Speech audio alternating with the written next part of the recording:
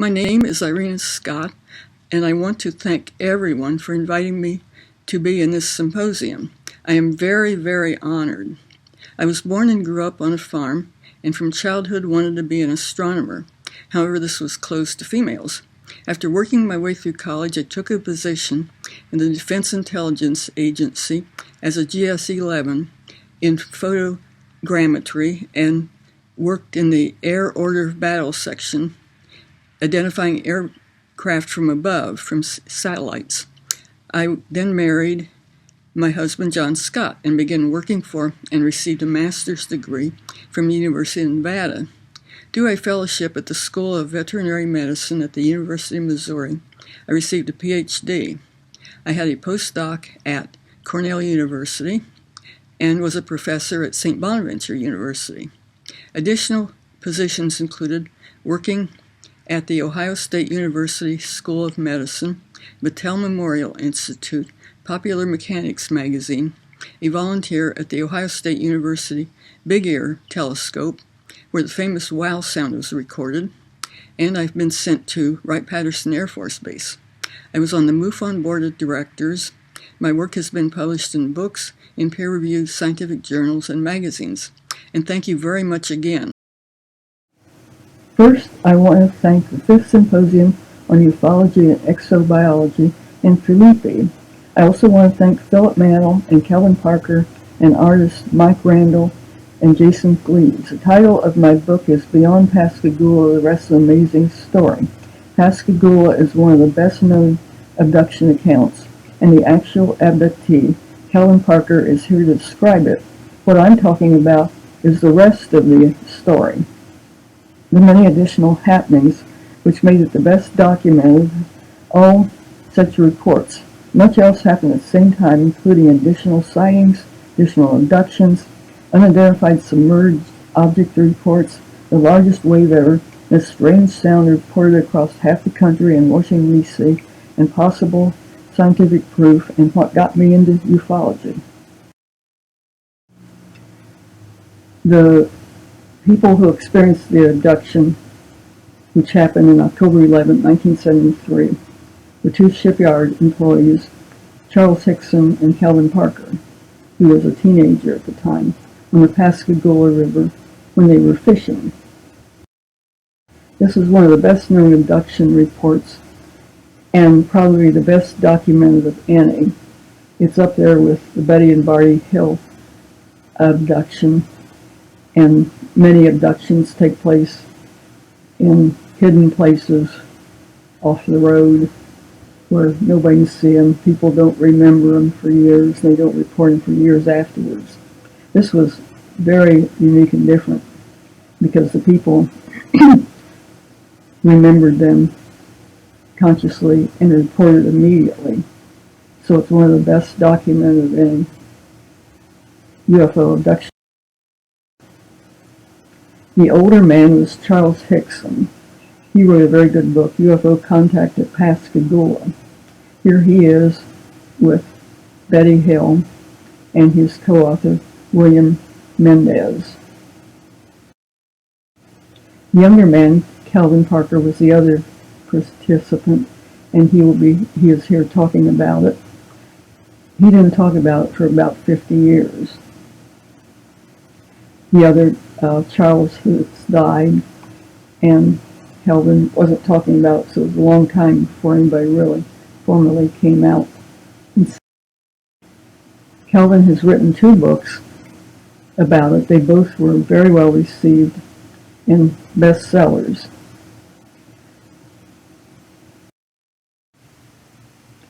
Here's Charles Hickson at the site of the event.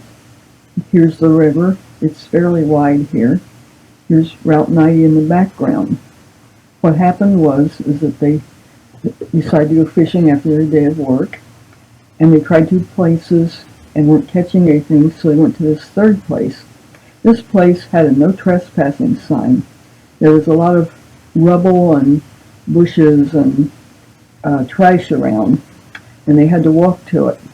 Kelvin wasn't real happy about this because he had a new car. He was worried about the no trespassing sign. But they parked in back, and then they began to fish. Their intention was to catch fish. However, what happened was that they got caught. They began fishing and saw something blue. Because of the no trespassing sign, they thought it was the police. And Calvin said to Charles, well, if they catch us, you can go to jail because it's your idea. However, what they saw was much, much worse than the police, and here's a drawing of it.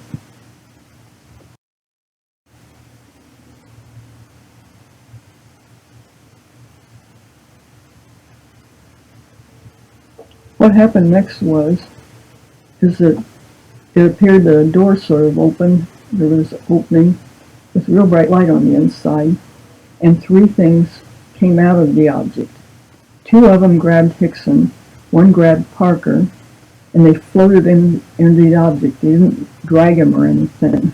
It was a strange anesthesia such that they couldn't move, but that they were conscious at the same time, so they couldn't fight back or run.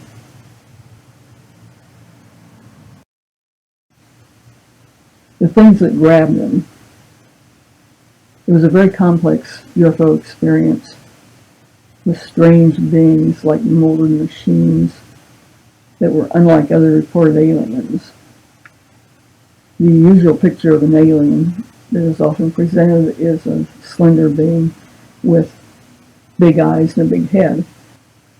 These were different. They were kind of porky. They were kind of molded by a 3-year-old. They had the head correct. They had the body correct. But they forgot to add the neck. Also, on a human, they have two projections, the ears and the nose from the head. Well, this had 3 projections too. 2 projections on both sides of for the ears and 1 for the nose. But these looked kind of like carrots sticking out. They weren't really molded very well. And they could barely see their eyes if they could see them. They had arms, and humans had a lot of digits down here, 10 of them. But these things just had 2, like claws.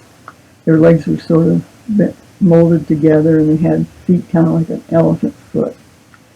So it's like the aliens molded something and said, well, that's close enough for government work. The dumb humans will never know the difference. But the humans did and thought they were like machines.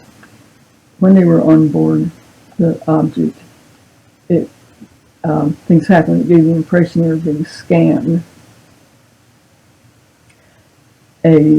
Something came out of the wall or out of the ceiling and went around them like they were scanning.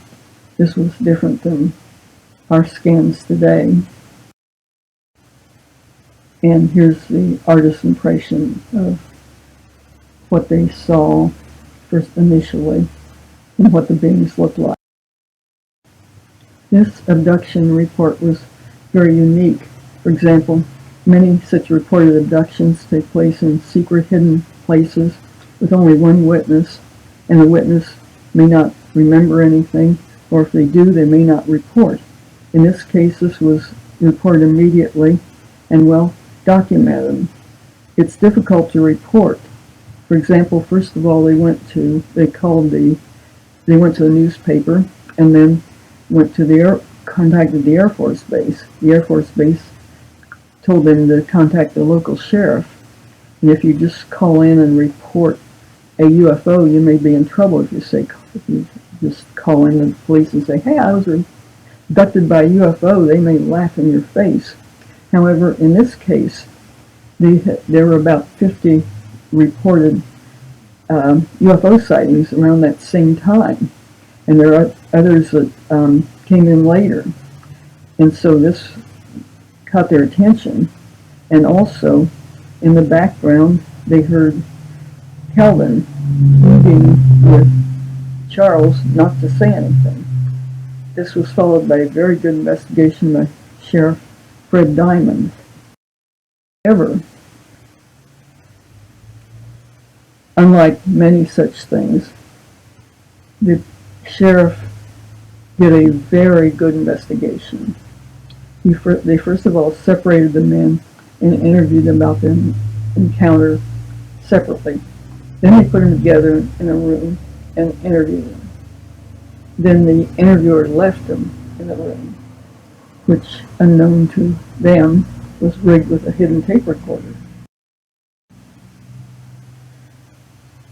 The police thought that if they were lying, the fact would become obvious when they spoke privately. And so they were testing him out to see if there was a hoax going on. But instead, the two men continued to talk in voices that were very, very scared. And the police realized they were truthful. They kept a copy of the so-called secret tape, which was held in the sheriff's office for a while, but now it has a wider circulation. And you can find it on the internet. Probably just look for secret tape in Pascagoula or something. It should show up, and it shows the fear in their voices and sincerity. Parker was especially shaken, repeatedly asked to see a doctor. This verified that they believed their account, which is something that very few investigators have investigated that well and been able to show that these people were sincere. Thus, unlike many such events, there was an immediate investigation. They were, first of all, as I mentioned, investigated in the sheriff's office. The next day, they were investigated at Kessler Field, which is an Air Force base.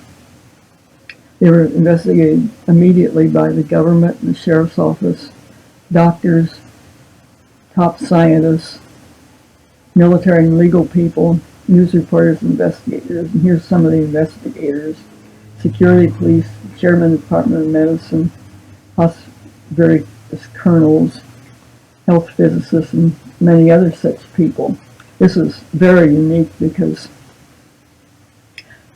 usually with an abduction, nobody says anything for a long time, if they say anything at all. And then it's a long time afterwards where they're investigated. But this was an immediate investigated by top people. Also, Philip Mantle was a very good investigator also, and he collected much material even though this happened in 1973. One was a puncture mark document, and this describes marks on them. The two men thought they might have been anesthetized because they both were paralyzed, and they thought that maybe they'd been given shots. And there were marks on their body, and we've had people look at them, and they're not too sure. They're old pictures in black and white. The older man had marks on his body, and they may just be cuts in his skin. The younger man might have had puncture marks, but they were on his foot. But another thing about it was their eyes. And their pupils showed signs of being dilated, which is the reaction to light. It was slow, suggesting their eyes had been affected by the artificial light inside the craft. However, the light inside the craft was very, very bright, so bright they could hardly hold their eyes open. And that causes one's eyes to constrict, not to dilate. And also, this was the next day, the 13th, and they had the event had happened on the 12th, on the 11th. So their eyes wouldn't be dilated from exposure to light anyway, but they might be dilated if they were given drugs, and the men thought they were given drugs, so that might be also evidence that they were paralyzed or put down in some way. There were numerous unique elements to this. For one, there were 2 witnesses. These were shipyard employees who were stable and can be contacted for additional information. It was a reported abduction, which they consciously remembered and reported immediately. For example, I talked to a sheriff that was off-site, and he said that just immediately a bulletin came out that said 2 drunks had been picked up who said they were abducted by a UFO, but they were believed by the actual people that contacted them and talked to them. There were strange beings or machines. Normally, the abductees would report things that seemed like beings, but these seemed like machines. And this would make sense in a way, because when we send things to other planets, we're not sending people, we're sending machines. It was a strange interior. It was very brightly lit, but there didn't seem to be anything in it. There was no cockpit, no chairs, no dishes, no beds, or anything else that would resemble life. With machines, you just turn them off and turn them on. They don't require food or drink or anything else. So that makes sense too. There were unusual instruments. For example, in our instruments, our scanning instruments, such as the CAT scan or the MRI, we put people on a gurney and wheel them into a big machine with noise and everything. With these, it just seemed like a little iPhone that was scanning. But in addition, there were additional witnesses, which is maybe one of a kind, a possible second abduction, one of a kind, submarine activity, and a strange sound and more. The investigation included some very top scientists. One was Dr. Alan Hynek. They both were professors. He had been in the astronomy department at Ohio State University, and then had been head of the astronomy department. He was head of the astronomy department at Northwestern University in Chicago. He was a top scientist. He published papers and astronomy textbooks. He made new discoveries in astronomy and developed new techniques. He had also been a UFO investigator. When the government first set up Project Blue Book, they wanted an astronomer. What they wanted was a debunker. One that if somebody said, "Oh, I saw a UFO landing in my yard," he would say, "Oh, you saw Venus." And he matched what they were looking for. He said he didn't think UFOs existed and everything. Well, as he got into it, he was actually a scientist instead of a debunker. He began to talk to people. He began to think that people were sincere. And he began to think that UFOs are a serious topic that should be investigated. Later, he founded his own UFO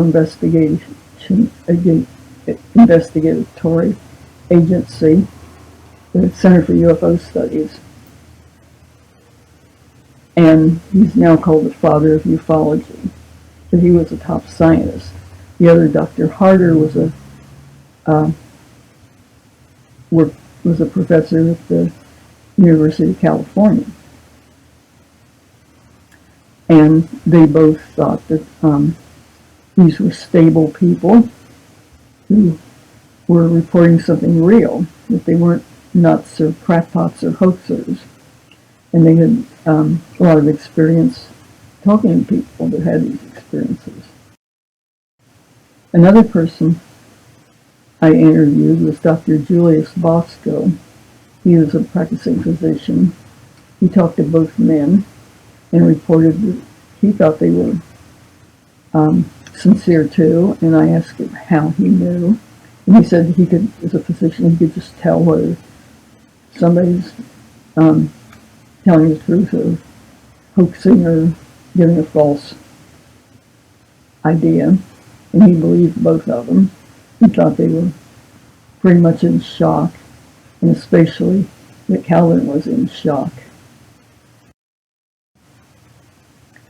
This was another of the unique characteristics was that this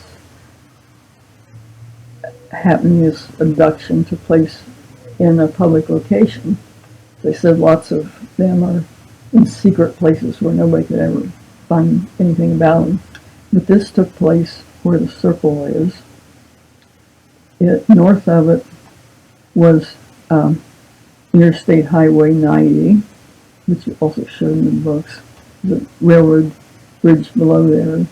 The river was flowing south to the Gulf of Mexico, and you see the waves behind the boats. It was at night, so that cut down on what you could see quite a bit. But there was activity, such as people on the roads and people on the other side of the river and different things. So it was kind of, even though it was night and difficult to see, it was kind of a public location. And unlike nearly all abductions, this one had additional witnesses. I interviewed Jerry and Marie Blair. They were on the other side of the river from Calvin during the abduction. We discovered them because Calvin gave a talk in Pascagoula, and it was put on the YouTube. And a woman wrote in and said, well, she knew it happened because her parents had been there and seen it, or seen something like it, even though they didn't know what it was. This was the Blairs, and they were the first people I contacted in my interview. I first talked to Mr. Blair, and he said something about a big splash and something about a blimp. And he, at that time, was a skeptic and didn't think anything had happened, thought UFOs were something crazy and things. His wife, Maria, they were on the other side of the river by a pier with a boat at the end of the pier, waiting for his supervisor to come because he and the supervisor were going out to the Gulf and do some work. And the supervisor was late, bad weather or something. And Maria began to see this thing flying around. And she thought it was an airplane, but she thought the pilot was lost. And she couldn't understand why it was just flying around here and there and going nowhere. And she was trying to understand that. And then at about 9 o'clock, they decided to go down the pier to the boat, the ship. And he decided to take his clothes to the ship and go to the ship. So she was walking behind him, and this thing that looked just like a man came up and flopped sort of on the pier right in front of her and flopped back down and never came up for air again. And she was very, very, very emotional about this. They were the first people I interviewed, and this was pretty unique because I was just expecting to say, well, I saw something. Most UFO sightings are something like, well, I saw something that flew fast and disappeared. Well, these sightings here were much more involved. This was very involved. And she was very emotional about this. And then they, at about 12 o'clock, which seems strange to me, she came back, she came back from the boat, and she ran down the pier of the car and jumped in and left because she was terrified. And she was brought to a number of times.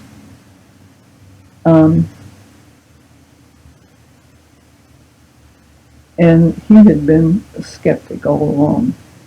Well, unfortunately, he became ill, and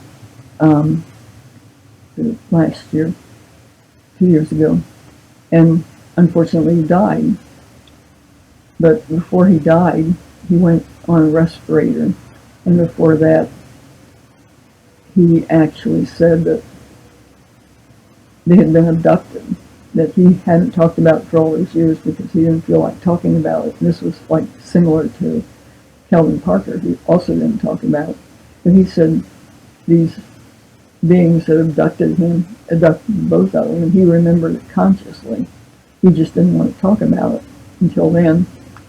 And he did, and he described being on board and things. But then he went on a respirator and he couldn't talk from then on.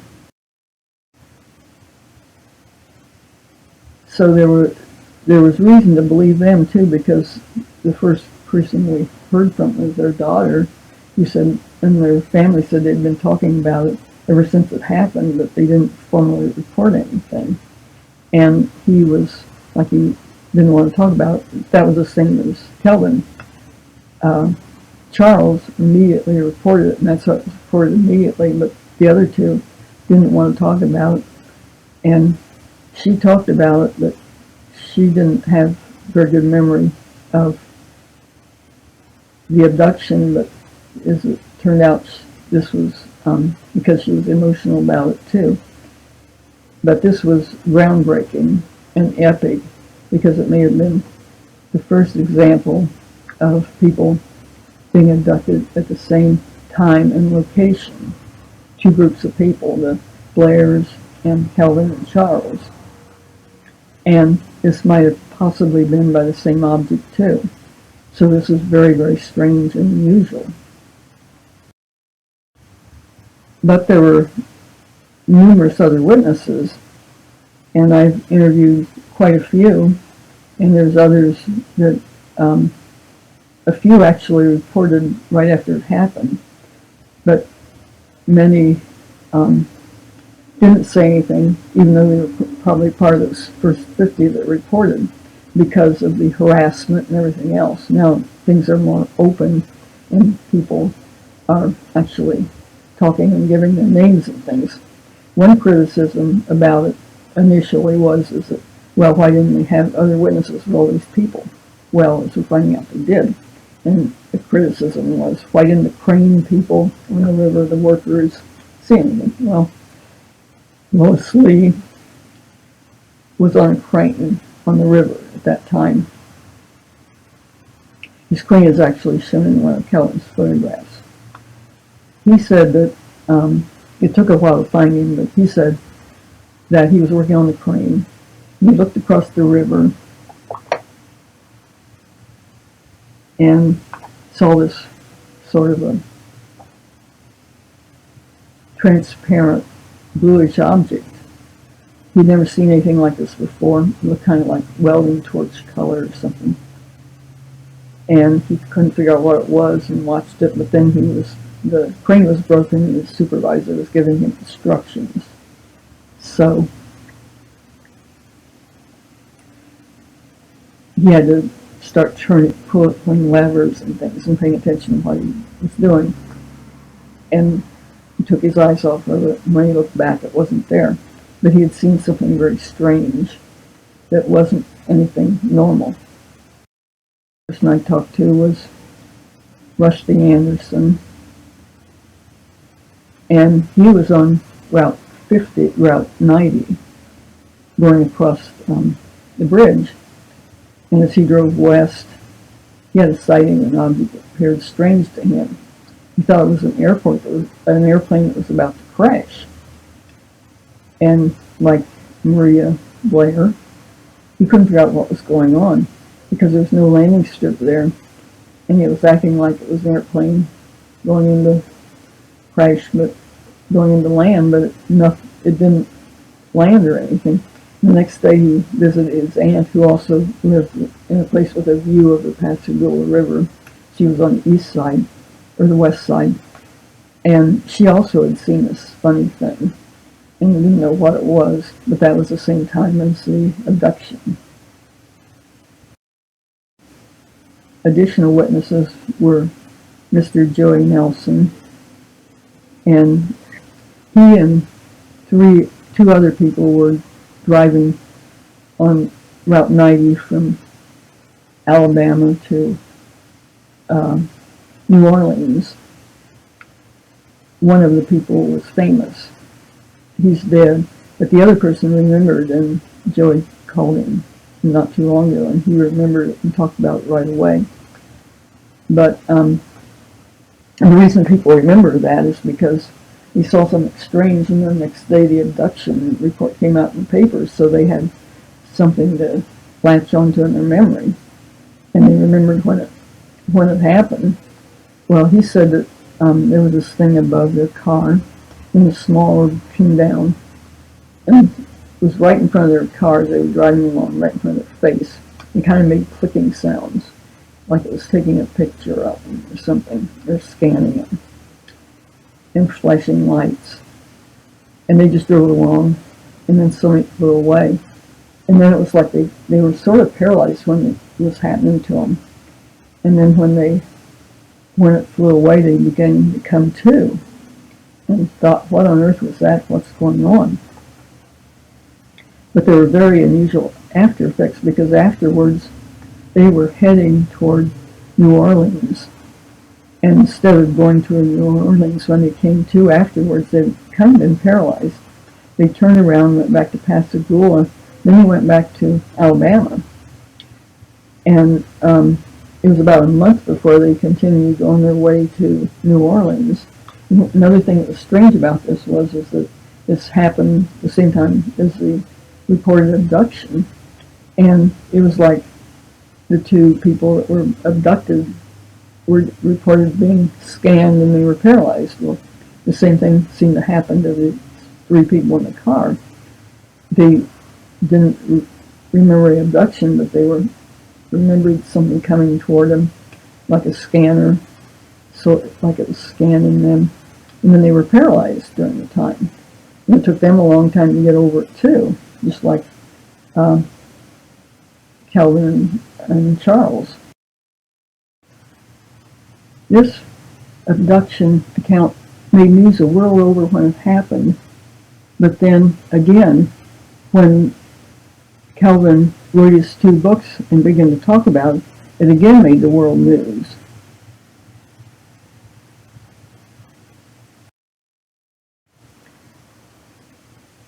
And also, since then, the town of Pascagoula put up a historic marker, which shows that they were local people, and this shows that the people of Pascagoula respected them, the people that knew them and knew they were honest. And there's very few historic markers for UFO events. But another thing is that the same area, besides the new report of possibly a second abduction, the same area also made the news a second time within a month, because on November the 6th, 1973, there was a sighting of a unidentified submerged object, a USO, there in nearly the same place as the abduction report. And here's a picture of the Coast Guard. This had 9 witnesses, and all of them are dead except one, and I interviewed the one, Earl Ryan,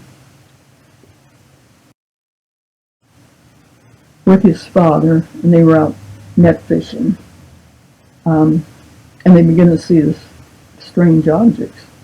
It was lit up and underwater. They tried to figure out what it was and poked around with it. And his father had a very big oar and hit it. It sounded metallic.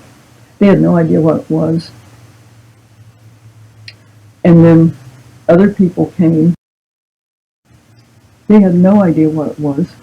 And then other people came, also saw it, and they didn't know. It would, if they bothered it, it would turn off its lights, and it might appear someplace else. Then, in order to try to figure it out, he and his father went to get the Coast Guard, and Coast Guard officers came to look at it. The coast officers came, inspected it, and they couldn't identify it either. They made some comments about some very unusual strange characteristics.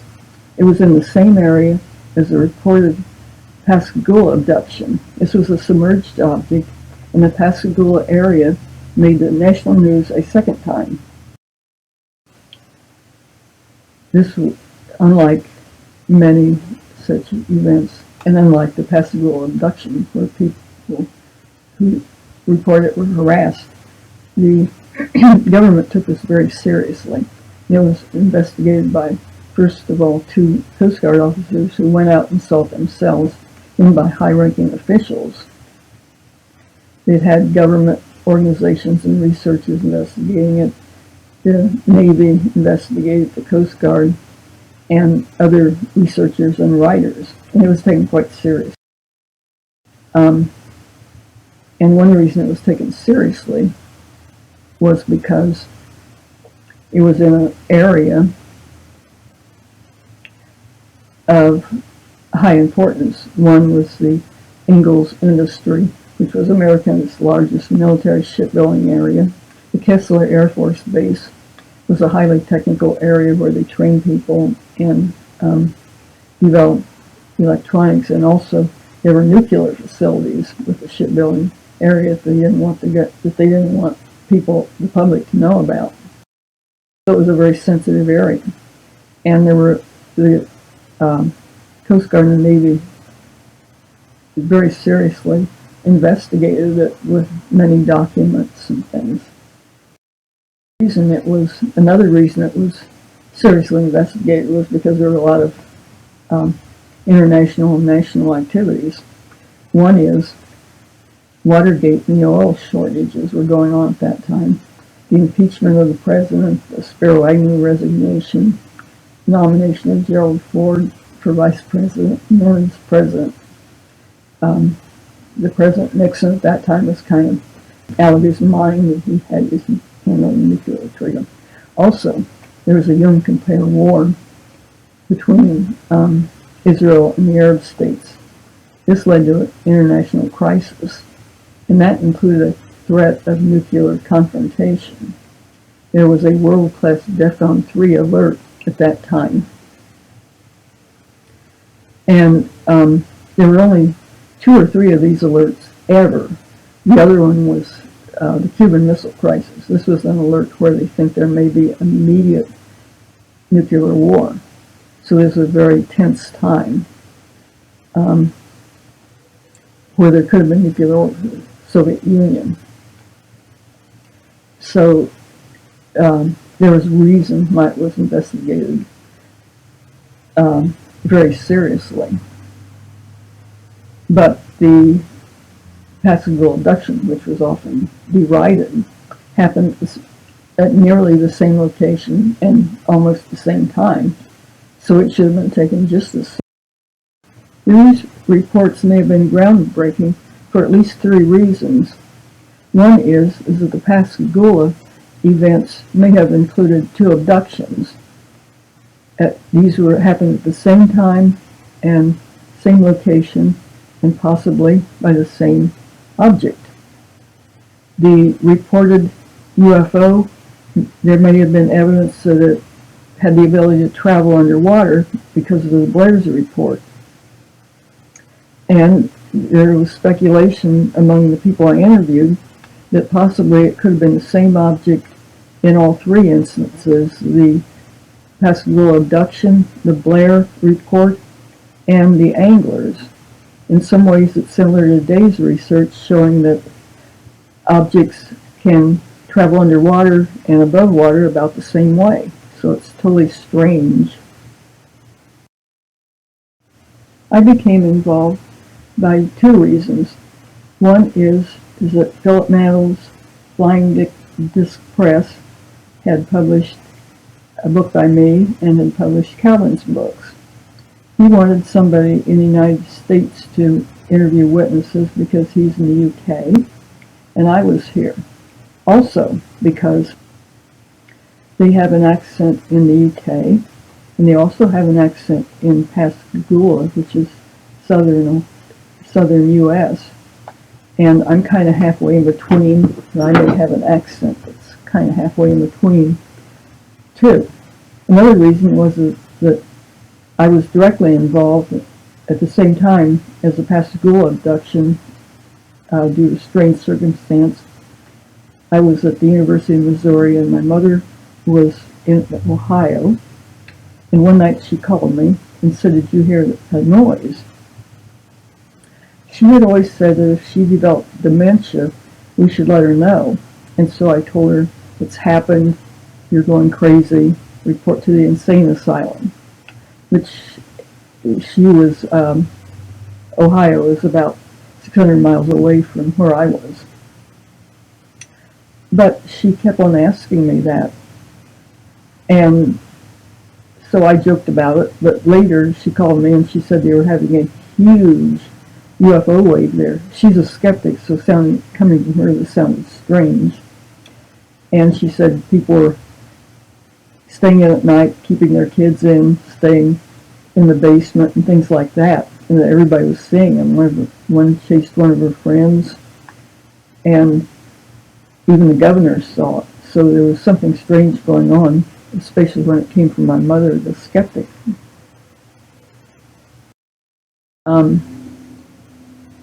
And then sometime later, I didn't pay attention to that at that time at all.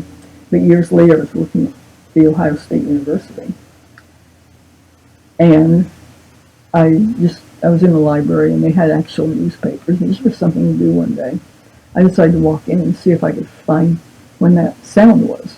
And I really didn't even remember the date or anything.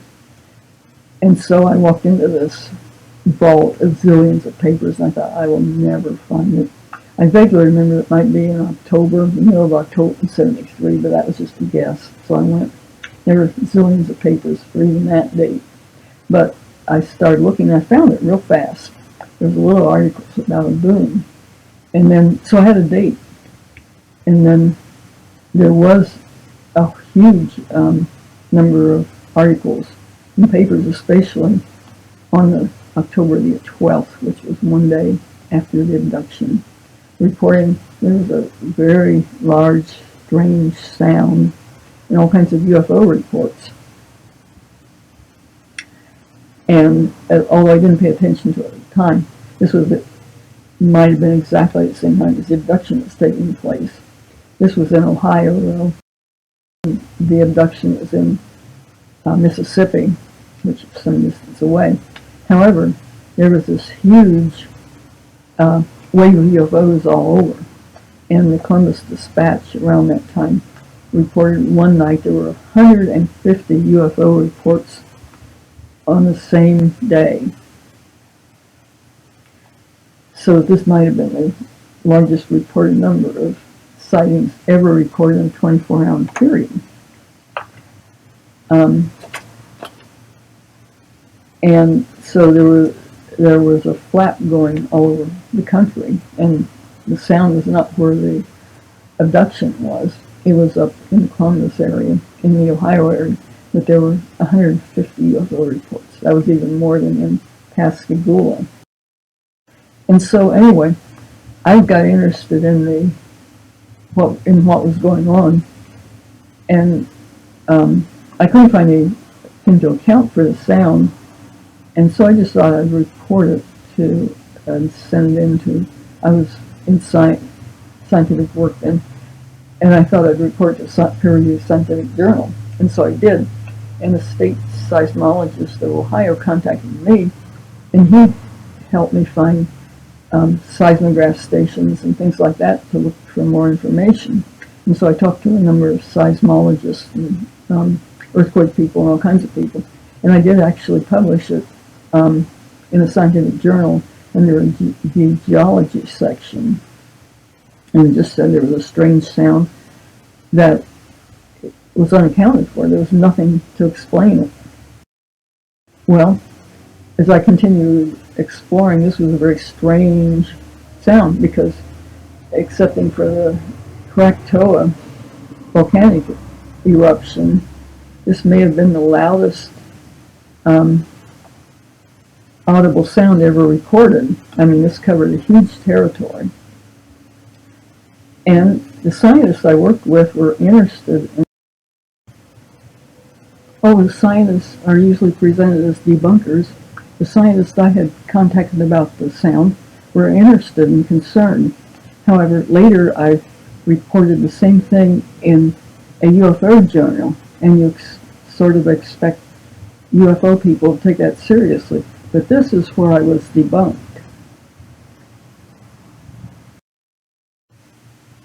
My debunker claimed that the sound was a sonic boom from an SR-71. This is maybe the most impressive airplane ever built. They no longer build it. It's from Area 51 where it was developed. It flies at many times the speed of sound. It can almost fly up into space. It can outrun missiles. It has many world records. It's a very impressive airplane.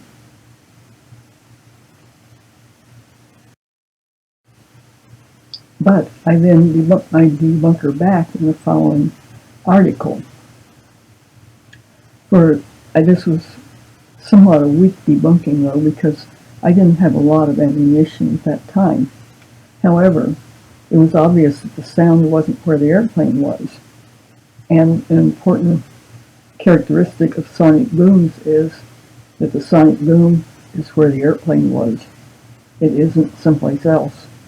So I paid attention to that and also mentioned that his time was somewhat off.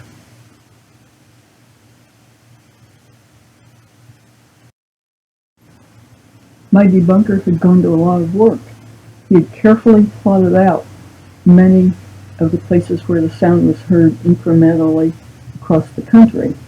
There were things wrong with that. For example, the sound was much, much wider than shown. It went clear down to the Tennessee Valley, actually.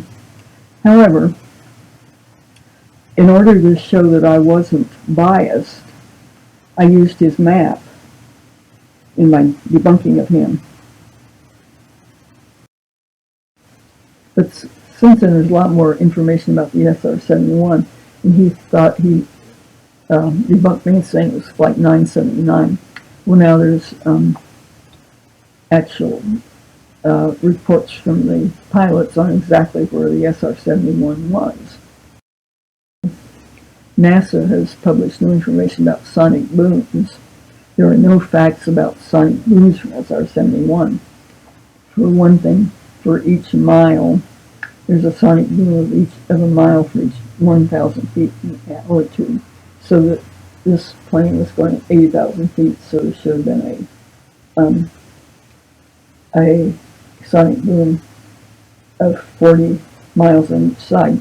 However, if they want to dissipate the sonic boom, the idea of doing that is to get higher, because there's fewer air molecules higher. And the SR-71 they were talking about was at 80,000 feet, where there's not too many air molecules. You might not even hear a sonic boom at all.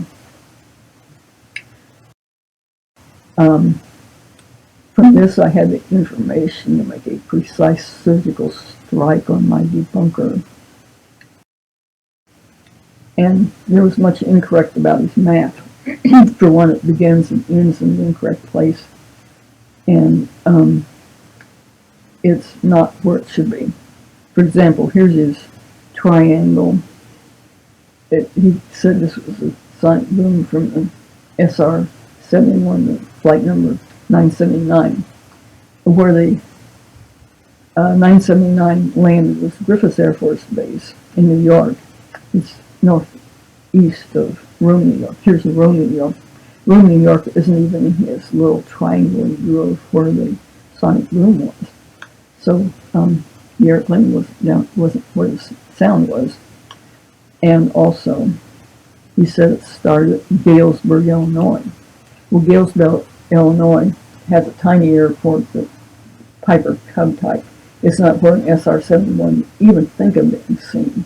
And then the SR-71 flying through there would probably destroy all the airplanes from its from the wind or something. I mean, it just isn't where the SR-71.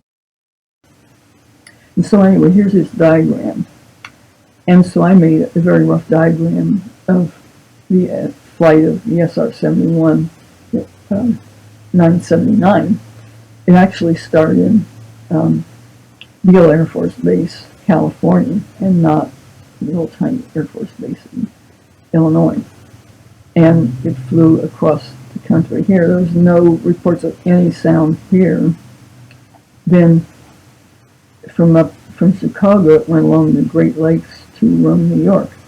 Well, if it had been, if the sound had been where the airplane was, it would be up along here. And on both sides, it wouldn't be here. So the sound was a long ways from where the airplane was. If you heard the sound from an SR-71 that was at 8,000 feet, it would be 40 miles away in one direction or the other. I mean, in the north and south. But this was, even where it was heard, the northmost place, it was beyond 40 miles. And there was really no evidence up along here that anybody heard anything. And even at Rome, New York, nobody heard anything. So the sound actually traveled more or less. It started, where I found the newspaper, it started in Iowa, and it traveled through the center of Ohio, down through Maryland and down this way, which was way off from where the airplane was, many, many miles. And also, the sonic boom, as far as the airplane, it's not a triangle, it's a linear streak. So if there had been a sonic boom, people heard it would have been more like that, not like that. So my debunker made no sense at all. A sound as large as the 1973 blast would have required a lot of energy. For instance, its length was almost from around 1,000 miles from Iowa to the Atlantic coast, and its width could be even 700 miles wide. It's a very rough estimate. No evidence was found of an aircraft either visually or by radar in the area of the sound. There was no evidence of a meteor or earthquake, but it would need a lot of energy to make that sound. And so I roughly compared it to the 2003 meteor in Russia. This was recorded by many recorders in people's cars, and I can't pronounce it. The sound here in 1973 was intense enough to shatter windows across a 3-state area.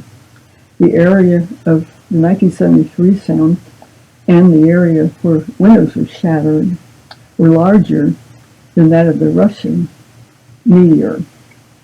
Its energy was calculated as 440,000 tons of TNT, so it might have required more energy to make the 1973 sound.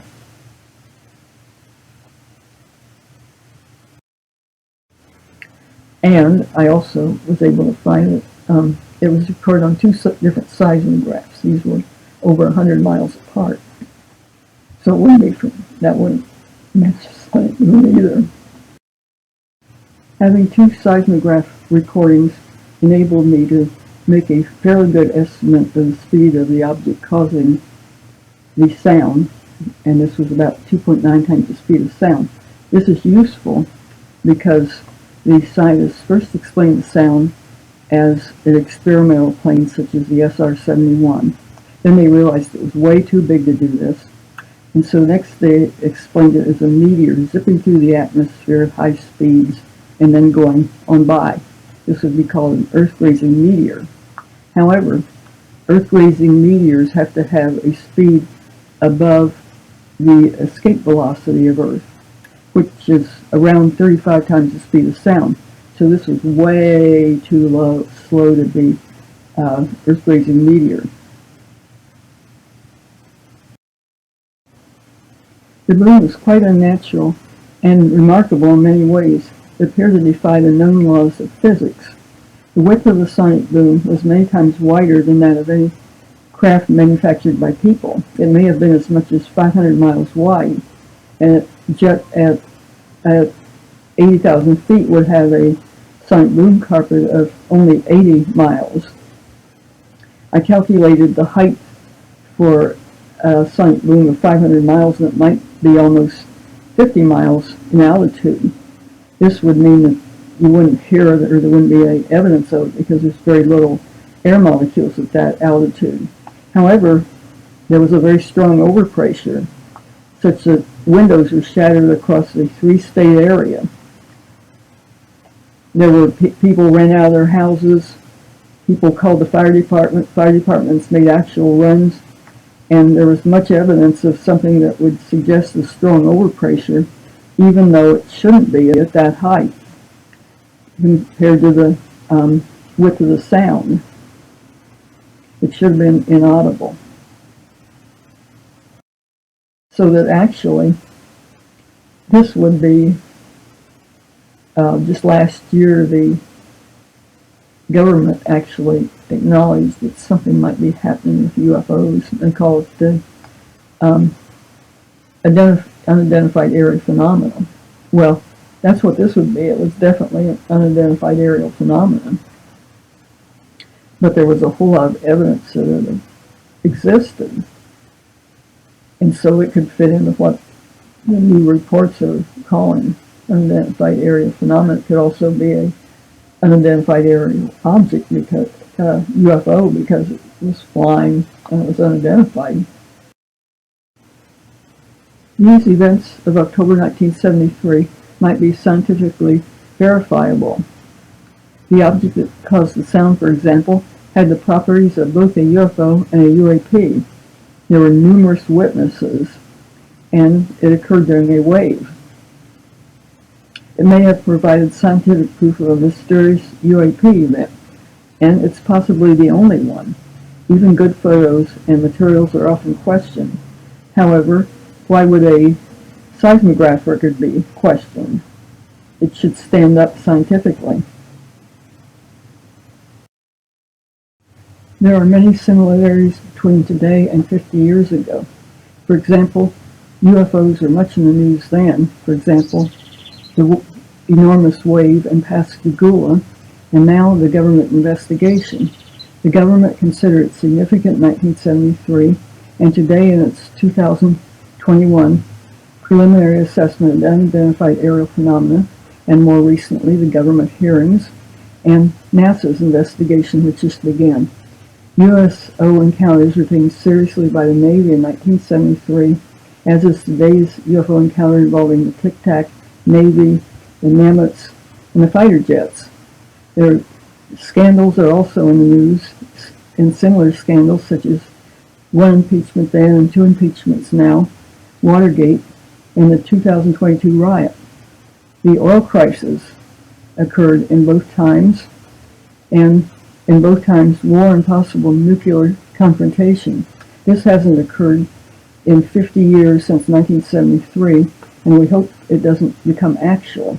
In addition, UFOs are proven scientifically, and they're making the news at the same time as such things as nuclear confrontation. Thank you.